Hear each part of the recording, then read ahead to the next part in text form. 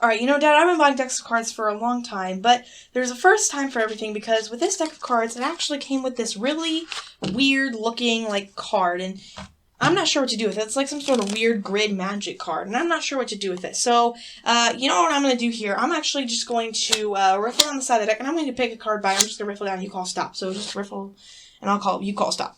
Stop. Right there? Mm-hmm. You sure? Look, yep. I'll break the cards right where you said stop. I'm going to give you the card you stopped at, and I want you to take a look at that card for me and show it to the camera as well. I promise I'll look away. As you do so, memorize it, get it in your mind. You got it? You got it? Okay. Yep. And, dang it, you know what? I just realized something. I didn't shuffle the deck beforehand, so you know what? We'll just shuffle the deck here beforehand. I'm sorry, I honestly just forgot to shuffle the cards before the trick began, so we gotta shuffle real quick.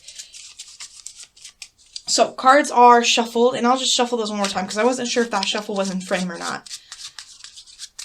Alright, you got it? Mm-hmm. Alright, so cards have been shuffled, and I'll do it again. I'll riffle down, you call stop. Okay, you ready? Stop. You ready?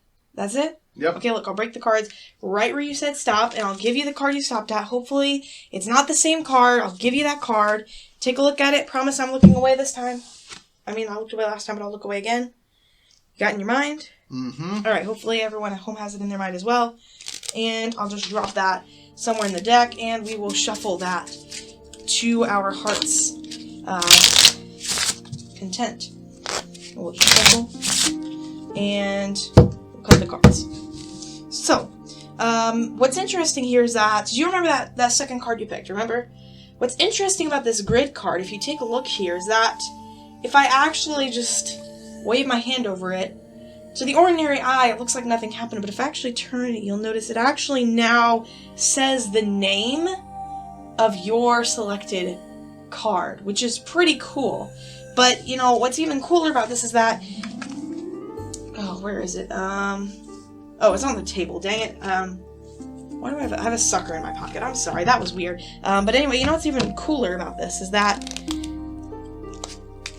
I thought about this grid card, and I thought, it's pretty cool, but what if I could do it a second time? Because it wouldn't let me reset the grid card to do it again and again, so I just have to buy a new deck of cards. So what I discovered is that if you actually just cover it, use the heat of your hands, you can actually melt the ink, and you could actually do it again. Do you remember that second card that you had? Mm-hmm. That first card that you had, sorry. Yep. 7 of clubs.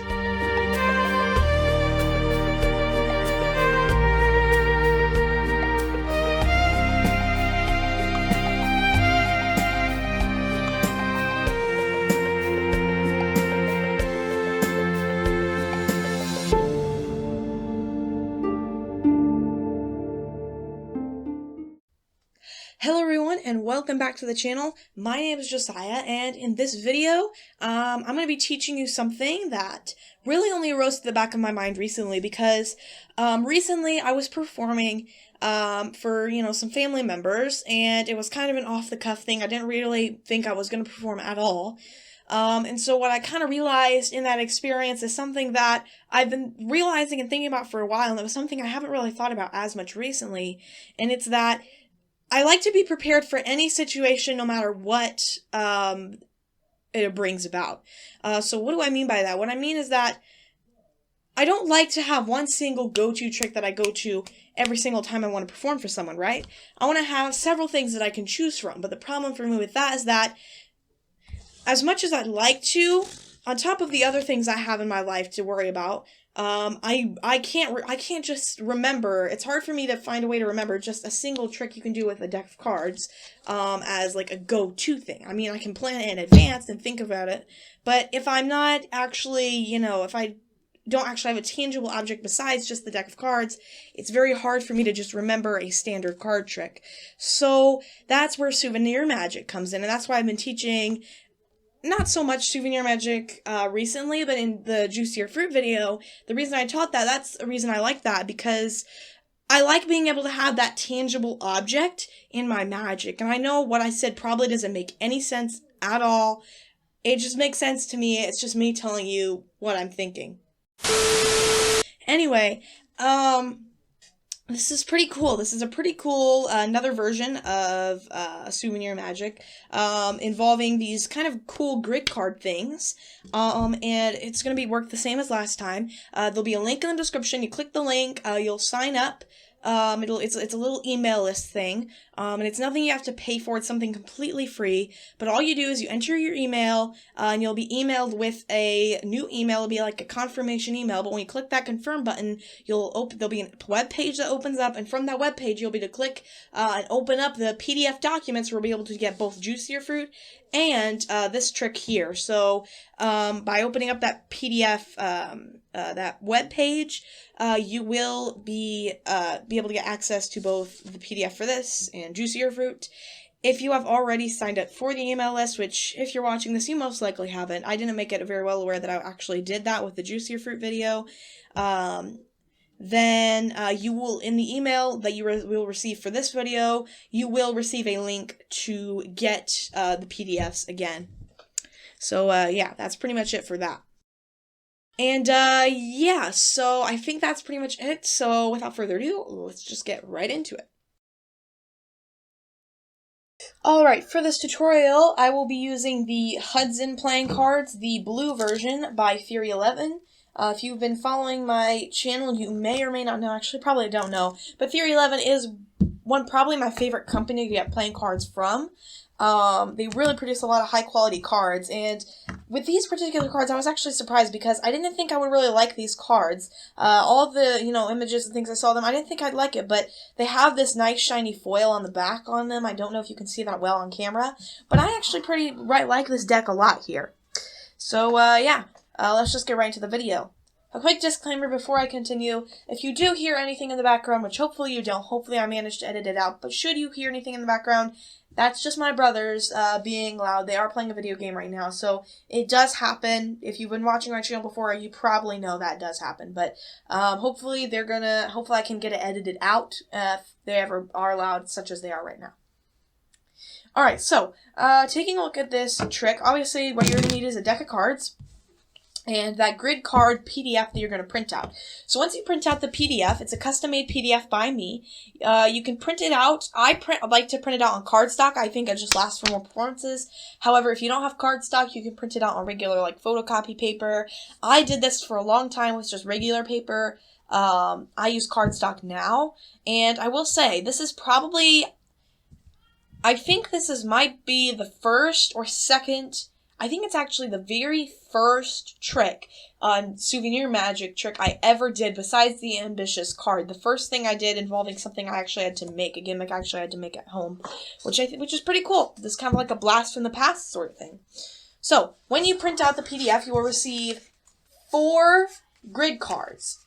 The first grid card, if you turn it on its side, you'll notice that it reads 8 hearts for 8 of hearts. The next one will say 7 club for 7 of clubs. Another one will say 3 club for 3 of clubs. And the final one doesn't say anything. This is a final gibberish card, and I'll show you how you can incorporate this in at the end. And if you want it ends really kind of cool and clean and mysterious at the end. And sorry, my brother's just screamed, so that's probably going to be in there now. But, thanks a lot, brothers. Thanks a lot. Alright, anyway, so taking a look at this, basically what your setup is that you're going to choose for the basic version, anyway, without the gibberish cards, you're going to choose 2 of the reveal cards that you're going to use for the effect. So in the performance, I use the 7 of clubs and the 8 of hearts, so we're going to use those. And this 3 of clubs and this one, I'll just put those away for now. We'll get back to those later. So, taking a look at this, what you're going to want to do is you're going to go through the deck. Before the trick begins, you're going to go through your deck of cards, and you're going to want to remove these 2 cards from the deck. So we have the 8 of hearts and the 7 of clubs. So I'm going to go through, I'm going to get out my 8 of hearts and my 7 of clubs from this deck of cards. So there's my 7 of clubs, and there's my 8 of hearts. So, now that I have the 7 of clubs and 8 of hearts out of the deck, my setup is, I'm going to choose which one I'm going to reveal first. So, in the performance, I revealed the 8 of hearts first, so I'll explain how to do it like that. I'll kind of go through the different scenarios and stuff later. But let's say I wanted to reveal the 8 of hearts as my first reveal, meaning that before the kicker ending where it changes into the first selected card, this begins. So, because this is my first one, I'm going to put this card on the bottom. I know it's kind of confusing and weird, but you're going to put this card on the bottom. Oh, and by the way, one thing I forgot to mention is that in this video I will be teaching you a new force, so that's kind of cool. But since this is the first card I want to reveal, I'm going to put it on the bottom. And I'll show you how you switch this up depending on which one's scenario you're using.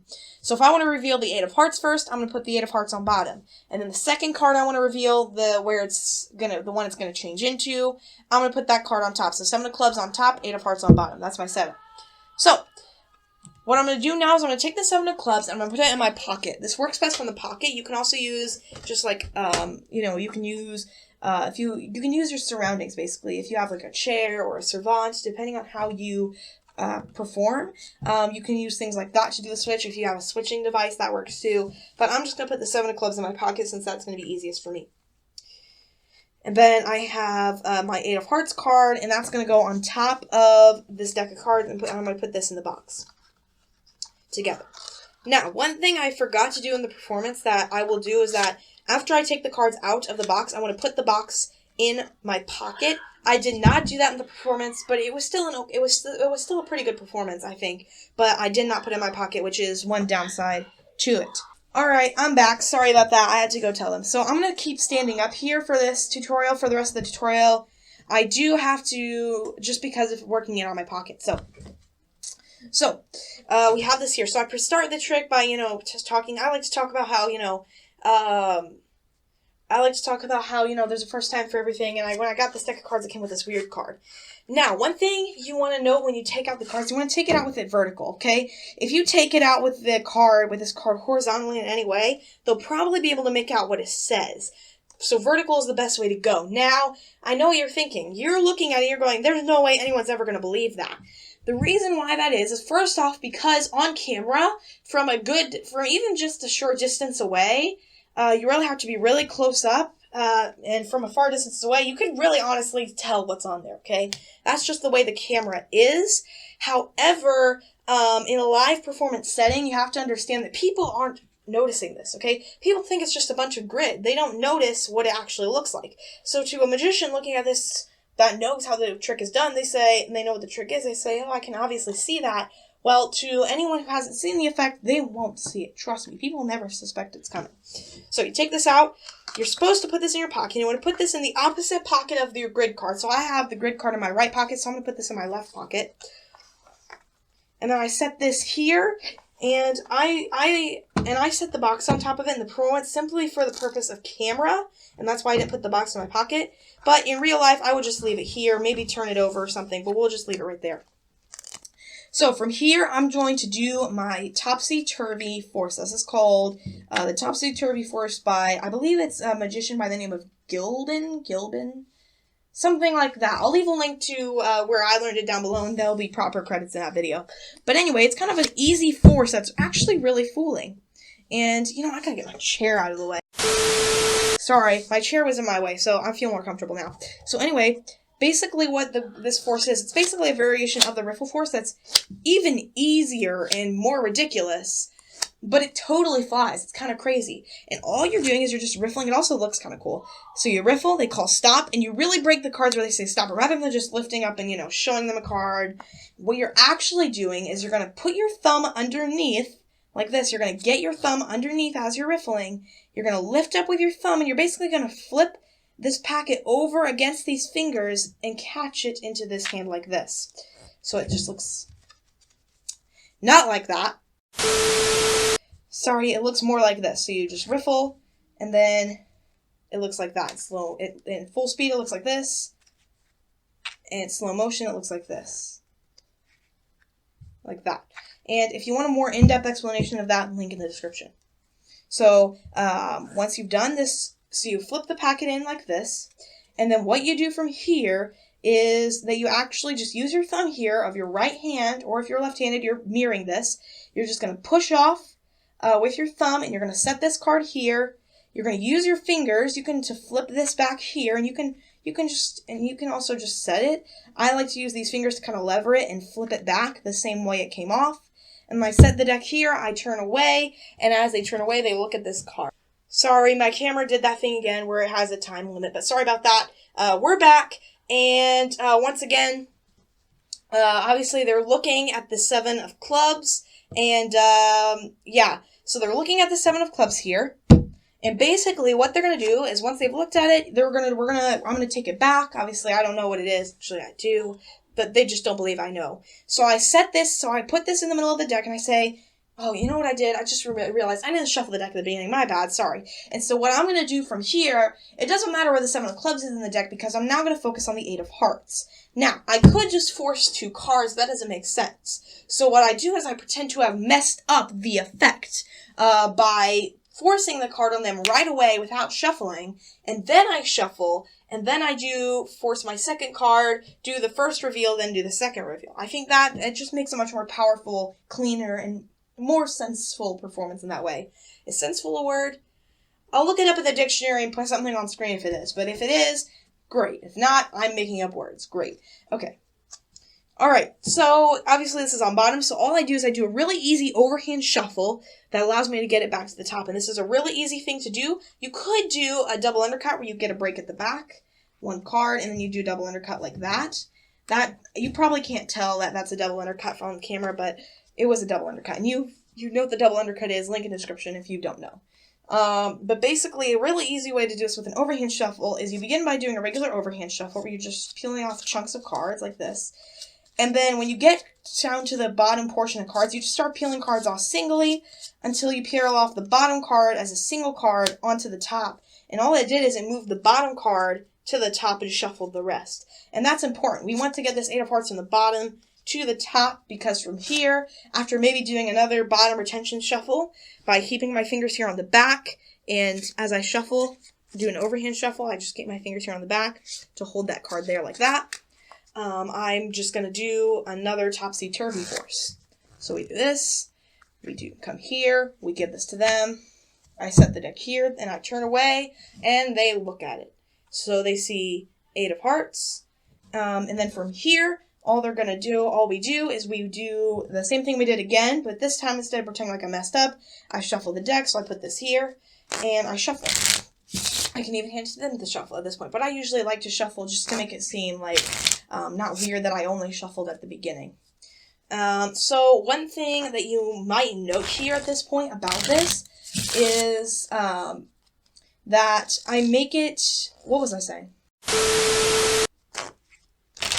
Okay, I don't know what I was talking about and what point I was going to make. It was really important, and I don't know what it is. I might just be kind of tired right now because I just remembered what I was going to talk about, then I forgot it again, and now I really can't remember it. So we'll just leave it at that.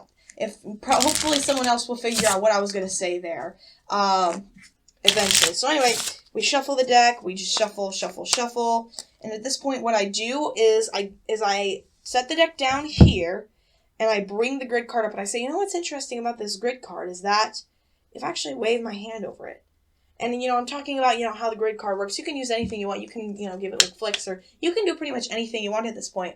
All you have to do is just turn this, and it's so crazy, because if you just turn this, you can kind of watch the magical transformation from your perspective. If you try this, you'll see what it looks like from your perspective.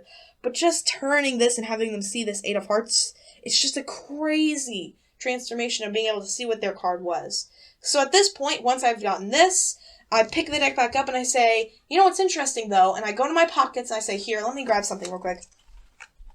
Sorry, I don't say, here, what's interesting though. Before I go to my pockets, I just go to my pockets and I just say, here, let me, first I got my, here we go. And so what I did there is, in grabbing the box, I've actually switched to the 7 of clubs. And all I did there is I had the 7 of clubs in my pocket, have the 8 of hearts here. I go to my pocket, and as I come out with the box, all I'm doing here is I'm just switching, the 2 packets. I don't fumble around, I just come back out. I bring this over here. I focus my attention here using that misdirection we talked about in, what was it?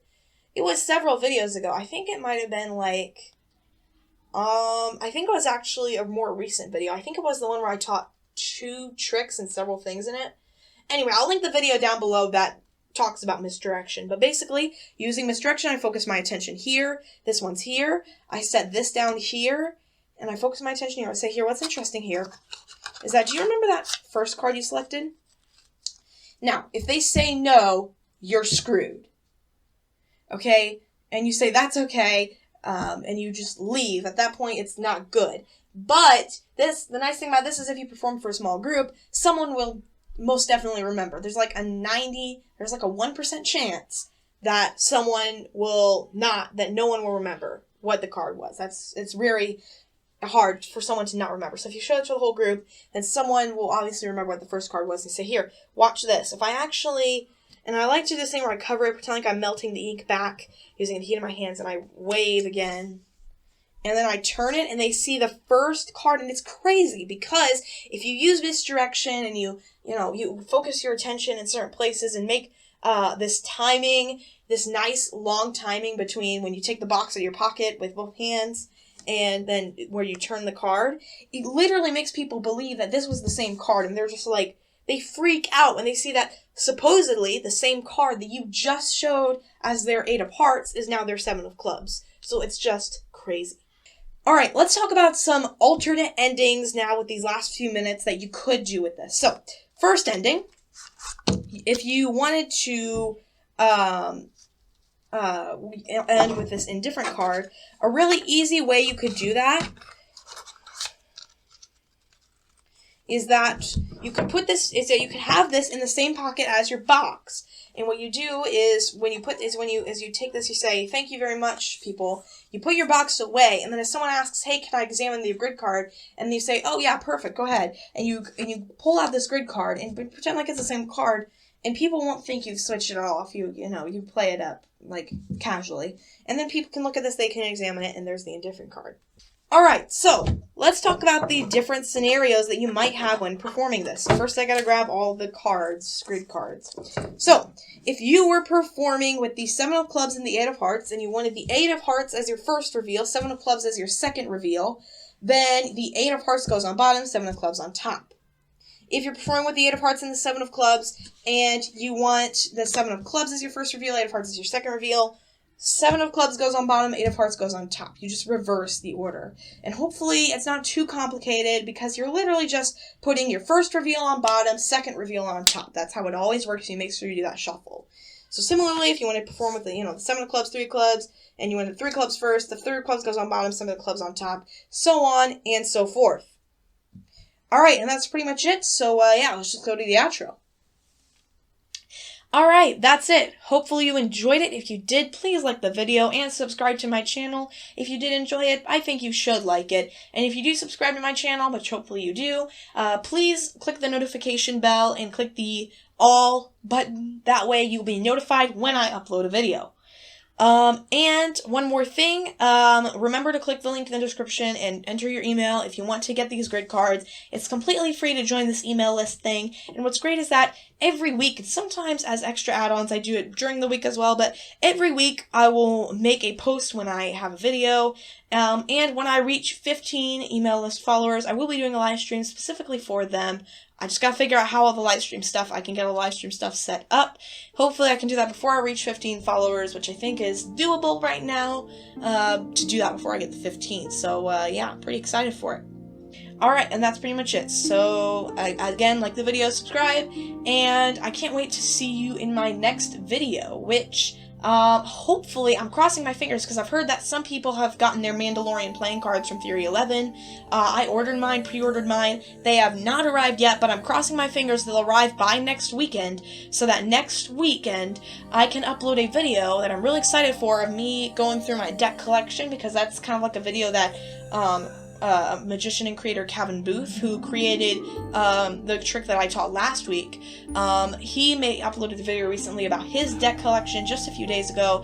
It was pretty cool, and I thought, you know what, I kind of want to show my deck collection, something I kind of like doing, and it's grown a lot since, even since I started this channel. So it's quick growing and shrinking collection at times too, but I will be making a video hopefully next week, but I will be making it soon of that, and in that same video I will be doing a review, unboxing and review of the Mandalorian playing cards by Theory 11. So see you then, and I will see you next time, no matter what the video will be. Bye.